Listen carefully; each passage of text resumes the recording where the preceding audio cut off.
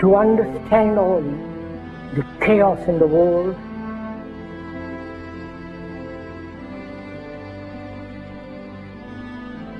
and as we have been programmed, both biologically, physically, programmed mentally, intellectually, one must be aware of this being programmed like a computer. The Quran says you are busy piling up, calculating, developing your careers, your money, your occupation, your wealth, until you visit the graves.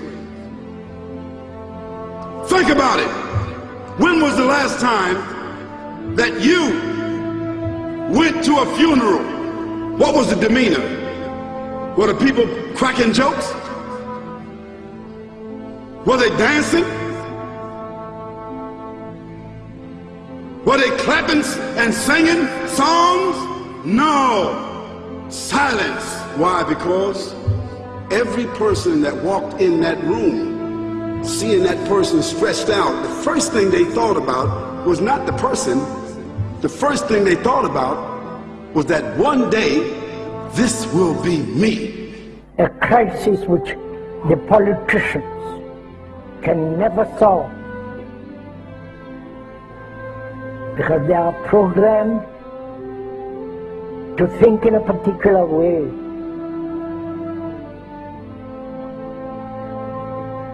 Nor the scientists can solve or understand the crisis, nor the business world, the world of money. You have meddled with the primal forces of nature, Mr. Beale, and I won't have it! Is that clear? You think you merely stopped a business deal? That is not the case. The Arabs have taken billions of dollars out of this country, and now they must put it back. It is ebb and flow, tidal gravity. It is ecological balance. You are an old man who thinks in terms of nations and peoples. There are no nations. There are no peoples. There are no Russians. There are no Arabs. There are no third worlds. There is no West. There is only one holistic system of systems. One vast and immane, interwoven, interacting, multivariate, multinational dominion of dollars. Petrodollars, electrodollars, multi-dollars, Reichmarks, rims, rubles, pounds, and shekels. It is the international system of currency which determines the totality of life on this planet. That is the natural order of things today. That is the atomic and subatomic and galactic structure of things today. And you have meddled with the primal forces of nature. And you will atone. So Allah said, "Alhaakumut takathur." All of us, all of you are engaged in running your mouths, doing your business, multiplying, buying houses, cars, business, whatever you're doing. And when you're told about God, religion, life, morality, you're saying, "Look, I ain't got no time for that. I ain't got no time for that. I don't want to hear that." See how arrogant people can be until they visit the funeral house.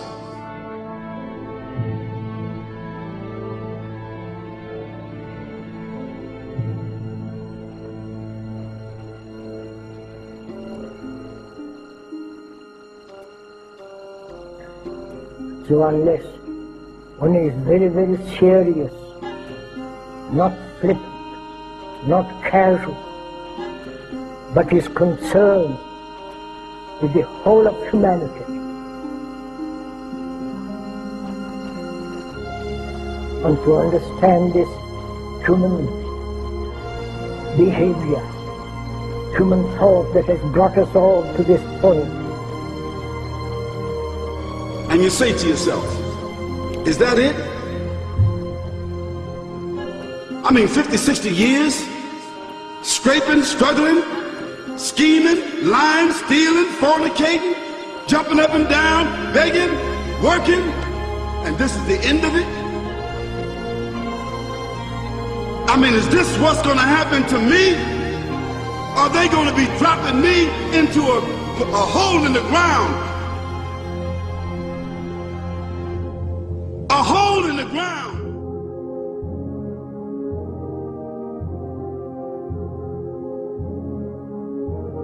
I disagree with you on Israel, but in what way? You're not a supporter. I hope Israel flourishes. I just don't think it's worth an American life or an American dollar.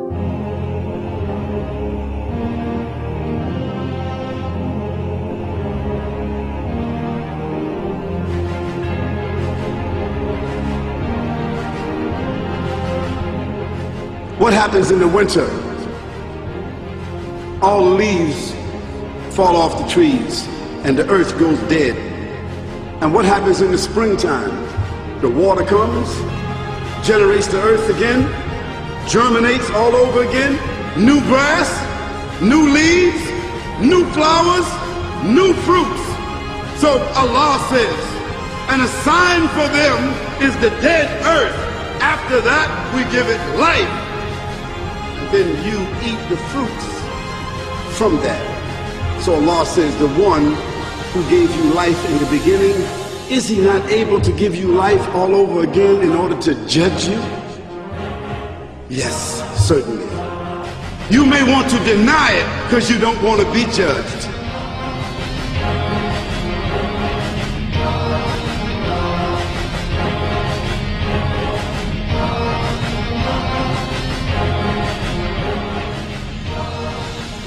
And we say, and to us this living, which is misery, is we accept.